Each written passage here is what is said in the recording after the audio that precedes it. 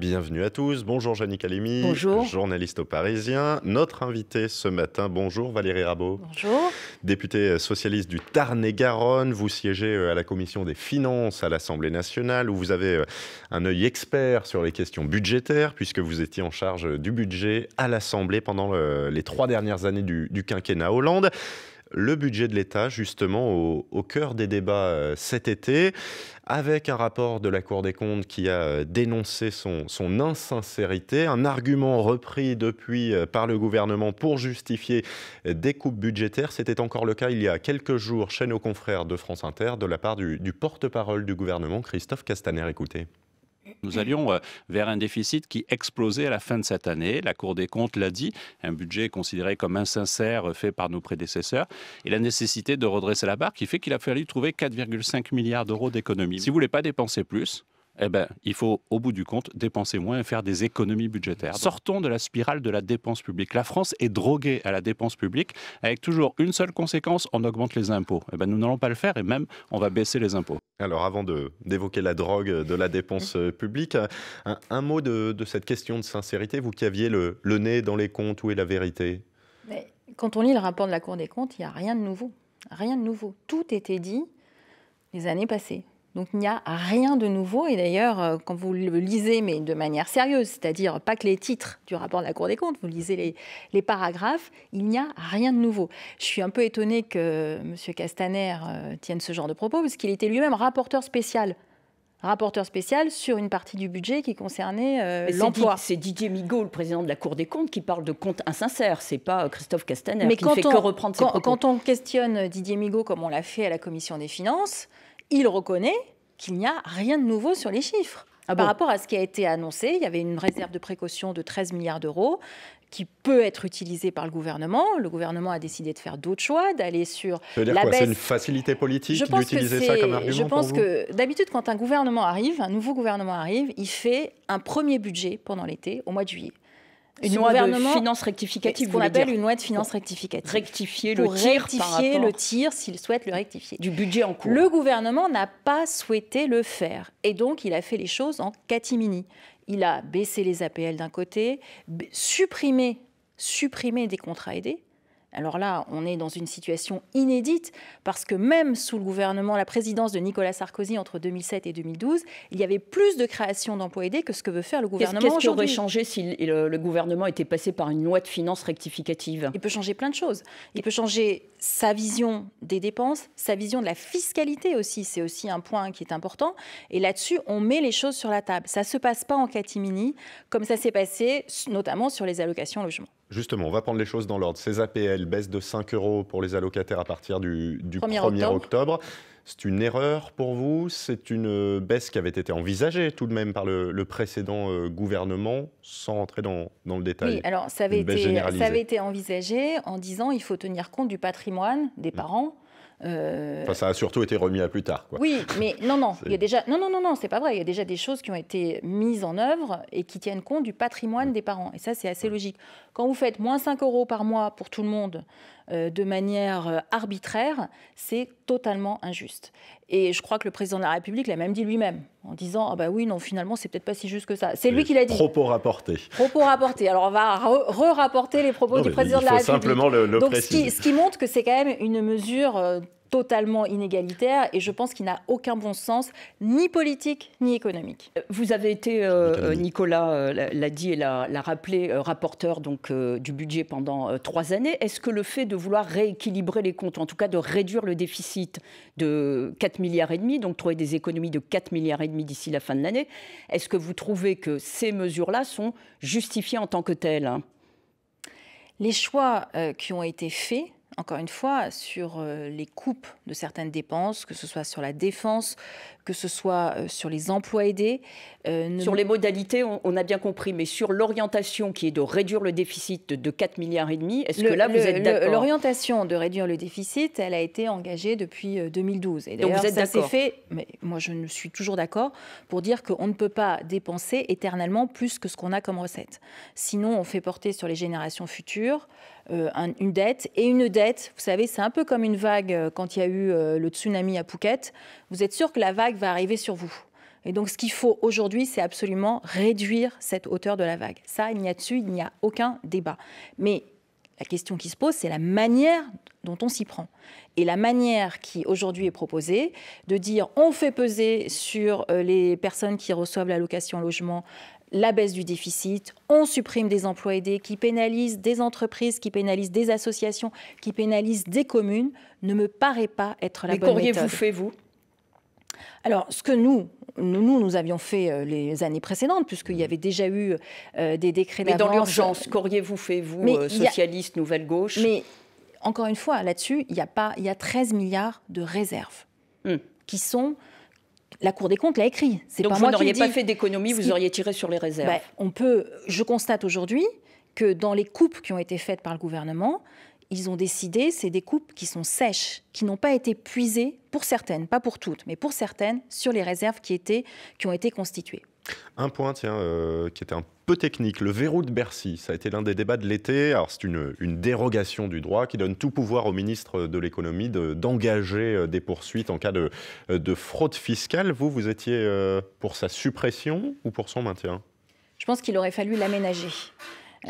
C'est-à-dire qu'aujourd'hui, effectivement, le Bercy est en discussion directe avec un contribuable, peut exiger normalement exige qu'il paye ses impôts et peut décider, lui tout seul, de saisir ou non la justice. C'est ça que ça veut dire, le verrou de Bercy. Et donc, effectivement, si Bercy décide... Bruno Le Maire, lui, disait que ce n'était pas un problème, ce verrou. Écoutez, il verra peut-être au fil des années... Il a dit à votre place. Il verra peut-être au fil des années... Mais l'aménager, ça veut dire quoi ? C'est couper la poire en deux ? Non, mais on peut aussi. Moi, je pense que déjà, il serait intéressant que le Parlement puisse être au courant du nombre de négociations qui ont lieu chaque année. Donc, négociations, il continuerait d'avoir ? Puisque c'est ça que ça veut dire. Avoir un verrou à Bercy, c'est continuer à avoir des négociations entre l'administration fiscale et le contribuable. Je pense qu'à minima, il faudrait que la commission des finances de nos deux assemblées, du Sénat et de l'Assemblée nationale, puisse connaître le nombre de cas, alors évidemment pas avec les noms, on respecte le secret fiscal, mais connaître le nombre de cas et le montant que ça concerne à chaque fois. Et puis, nous serions en mesure de poser des questions au ministère des Finances, de savoir pourquoi, à tel et tel moment, la justice n'a pas été saisie. Donc, nous serons en mesure de vous poser encore quelques questions. On a un petit peu de temps ensemble encore, Valérie Rabault. On va faire un point sur l'info de ce mardi 15 août à 8h40 avec vous, Léo Chapuis. Et dans l'actualité, d'abord ce geste fou d'un automobiliste hier soir en Seine-et-Marne. Un homme a délibérément foncé sur une pizzeria, il a fauché les clients. Le bilan est assez lourd. Une adolescente de 13 ans a été tuée, 5 personnes sont gravement blessées. La piste terroriste est écartée. Ce chauffard de 31 ans serait dépressif. Il pourrait avoir consommé des stupéfiants. Il aura fallu 48 heures à Donald Trump pour condamner le meurtre d'une militante antiraciste à Charlottesville.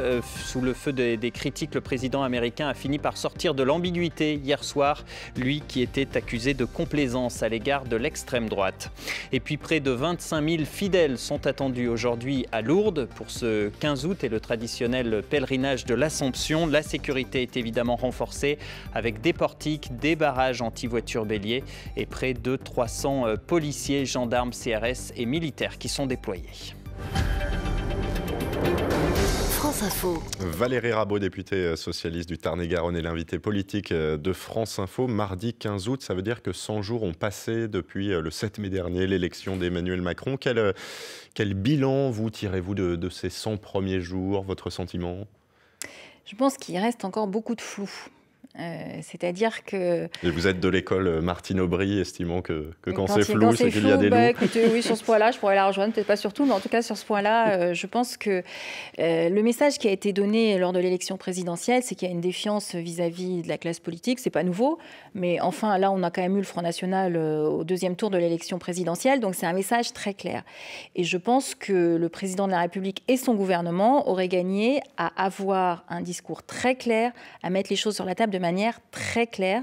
Et quand on parle de fiscalité, très clair. Je vais y revenir. Quand on parle de fiscalité, le diable est dans le détail et donc il faut être très précis sur plusieurs points. La CSG va augmenter. C'est ce que nous a annoncé. Bon. Pour un retraité qui est à 1 300 ou 1 400 euros par mois de revenus, ça va quand même entraîner un impôt supplémentaire à payer, supplémentaire de l'ordre de 285-280 € de plus par an. Pour les petites retraites qui ne bénéficient pas de la baisse de cotisation. Ah ben, il n'y en a aucune qui bénéficie des retraites, donc elles vont payer, notamment pour ces petites retraites. Elles vont payer plein pot. Mais il n'aura plus de taxe d'habitation à payer, donc c'est par clair. exemple. Donc c'est clair. La taxe d'habitation, donc ça c'est clair. On leur dit, mais vous verrez, vous allez peut-être être compensé avec de la taxe d'habitation. Là, c'est beaucoup moins clair. On ne connaît pas le montant. On ne connaît pas ce que ça représentera pour chacun. Et donc, je pense qu'il est indispensable en termes de fiscalité qu'on parle de choses précises. De façon plus générale et plus précise en même temps, si je puis permettre, Valérie Rabault, vous méfiez du fait que les réformes à venir toucheraient principalement les catégories modestes et que donc Emmanuel Macron risque de ne pas avoir entendu les résultats du vote et des législatives et de la présidentielle. C'est ça que vous voulez dire ? C'est ce que je crains et je pense que ma crainte risque de se vérifier. Parce que, encore une fois, sur la taxe d'habitation, pour l'instant, le modus operandi, on ne le connaît pas. Baisser les cotisations, ce n'est pas du pouvoir d'achat en plus pour les salariés ? C'est du pouvoir d'achat pour les salariés. Encore faut-il que ça compense, que cette baisse de cotisation compense exactement la hausse de la CSG. En gros, c'est clair sur ce qui baisse, c'est pas clair sur ce qui monte. Est-ce que, par exemple, vous, sur votre salaire, vous savez si la hausse de la CSG va être compensée par une baisse de cotisation ? La réponse est non. Pas encore la réponse. Eh bien, vous n'avez pas encore la réponse. Eh bien, c'est bien ça le problème. C'est qu'au bout de 100 jours, personne n'a la réponse. Et ça a créé une sorte de flou qui, à mon avis, n'est pas bénéfique. Est-ce que ça ne laisse... Pardon, excusez-moi, n'est pas bénéfique, excusez-moi. Qui n'est pas bénéfique et qui peut même être assez dangereuse. Mais est-ce que ça ne laisse pas justement la place et l'espace au débat parlementaire ? Mais au débat parlementaire, on a déjà... 100 jours se sont écoulés, c'est vous qui venez de le dire et de le rappeler. En 100 jours, on a largement le temps d'aborder ces questions-là. On a passé l'été... Attendez, vous avez eu quand même un été extrêmement fourni et chargé par ailleurs. On a passé l'été à aborder... il y a eu un débat sur les ordonnances, c'est-à-dire signer un chèque en blanc au gouvernement sur la réforme du travail, et un autre débat qui a concerné la moralisation de la vie publique, qui est un débat important, mais qui concerne les élus, qui concerne moins les Français.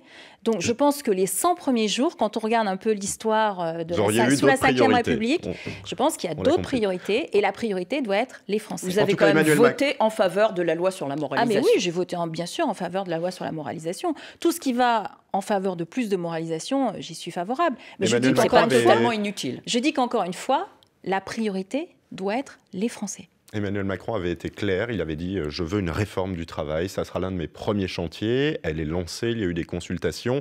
Et pour Sacha Houlié, qui est vice-président de l'Assemblée nationale, la réforme, dont on connaîtra le détail dans quelques jours, permettra de relancer l'emploi en France. Écoutez-le. Il y a un ensemble de mesures qui permettront de résorber le chômage. Il y a cette loi qui va permettre des meilleurs accords dans l'entreprise, des meilleures indemnités pour les gens qui seront finalement à terme licenciés, c'est pas ce que nous souhaitons. Il y a ce que nous allons conduire pour les cotisations qui seront supprimées, qui permettront que le salaire net des salariés soit augmenté. Il y a la suppression du RSI que nous allons conduire. Ça permettra de réduire le chômage. Elle est nécessaire, cette réforme, mais est-ce qu'elle s'inscrit pour vous dans la continuité de la loi El Khomri ? Comme ça vient d'être dit, comme vous l'avez dit tout à l'heure, on en connaîtra le détail le 31 août. Donc, même à 100 jours... Vous en connaissez la philosophie générale. On en connaît un certain nombre de philosophies, je suis d'accord avec vous là-dessus. Une certaine forme de clarté dans la campagne là-dessus. Mais ce qu'il faut vraiment, je pense que pour que le débat politique et la politique puissent regagner ces lettres de noblesse, c'est que les choses soient dites, qu'elles soient concrètes. Moi, je m'inscris dans la lignée de Pierre Mendès France qui disait qu'il fallait faire des choix et les expliquer. Et là... c'est pas ce que fait le gouvernement en disant on va faire des choix, on va les donner aux syndicats la semaine prochaine, on va vous les présenter le 31 août. Oui, mais dans ce cas, je vous dis qu'on a passé 100 jours, plus les quelques jours qui vont s'écouler jusqu'au 31 aut, à être dans l'incertitude. Donc là-dessus... Les consultations, c'était une méthode qu'a employée François Hollande. Les consultations aussi sont absolument indispensables. Il y a déjà eu des débats, mais je pense que, encore une fois, passer par les ordonnances et signer un chèque en blanc au gouvernement. D'accord, mais vous n'allez pas pouvoir vous arrêter là. Est-ce qu'il y a des modalités, tout de même, que nous connaissons un petit peu, des modalités sur lesquelles vous, la nouvelle gauche, allez être totalement opposée ou au contraire extrêmement ouverte, les aspects peut-être protection Est-ce qu'il y a des lignes rouges ou au contraire des lignes, des points qui vous sont favorables et qui vous paraissent bénéfiques pour l'emploi? Effectivement, il y a un point qui est essentiel, c'est que les toutes petites entreprises, on le sait très bien, quand vous avez 2 ou 3 salariés, si vous voulez prendre un contrat en plus, pour faire un peu plus de chiffre d'affaires dans votre entreprise, parfois il est nécessaire que vous travaillez un peu plus, on le sait. Mais ça, tout ceci peut être négocié à l'intérieur des accords de branche. Il n'y a rien qui suppose que l'accord d'entreprise prenne le pas sur un accord de branche. Mais rien ne dit dans les ordonnances que l'accord d'entreprise passe au-dessus de l'accord de branche. Même la CFDT le dit, l'accord de branche reste la norme. Oui, sauf que le périmètre de l'accord de branche se réduit au profit du périmètre de l'accord d'entreprise. Donc en fait, c'est un peu hypocrite de dire on garde la hiérarchie des normes, mais dans le fond, on amaigrit ce qui est à l'intérieur de l'accord de branche. Valérie Rabault, vous faites partie de la commission des finances à l'Assemblée, mais aussi de la direction collégiale du Parti socialiste, à charge de préparer l'avenir, si avenir il y a. Voilà ce que disait l'ancien ministre socialiste Stéphane Le Foll il y a quelques jours. Il y a un moment maintenant, si le Parti socialiste veut prendre son destin en main, où il va falloir que les militants du Parti socialiste finissent par voter pour savoir ce qu'on est. Qu'est-ce qu'on dit, qu'est-ce qu'on veut. Je suis partisan qu'il y ait un congrès, et que ce congrès, ça soit l'année prochaine, en début d'année 2018. Et un congrès, oui ou non, en début d'année, oui ou non? Je pense aussi qu'il faut un congrès. Je suis extrêmement favorable à ce que les militants puissent voter sur la ligne, voter sur l'ensemble des aspects du Parti socialiste. Le calendrier. Vous savez, moi, je suis première fédérale du Tarn-et-Garonne, donc première secrétaire fédérale. Dans mon conseil fédéral, je fais tout voter. Je pense que donner la parole aux militants, c'est indispensable. Vous ne craignez pas que ça génère une nouvelle fois de la cacophonie des précédents congrès? Il n'est pas sorti de ligne claire. Je pense que je le regrette. Lors du précédent congrès, nous avions avec Yann Gallu, Karine Berger, Alexis Bachelet monté une motion qui s'appelle La Fabrique, la motion D, qui a obtenu 10%, qui visait à clarifier toutes ces lignes-là. Avec notamment un PS plus proche de la France insoumise ou de la République en marche? Un PS ne se positionne pas par rapport aux autres, il se positionne par rapport à ses idées, par rapport à lui-même. Moi, je suis sur une ligne social-démocrate, d'autres ont peut-être d'autres visions, mais en tout cas, cette ligne-là, elle peut largement vivre sans se positionner ni par rapport à la France insoumise, ni par rapport à la République en marche. Bon. Valérie Rabault, pour ce mot de la fin en ce qui concerne cette partie politique. Merci d'avoir accepté notre invitation. Merci Jannick Halimi du Parisien. On se retrouve demain. L'info, elle continue évidemment.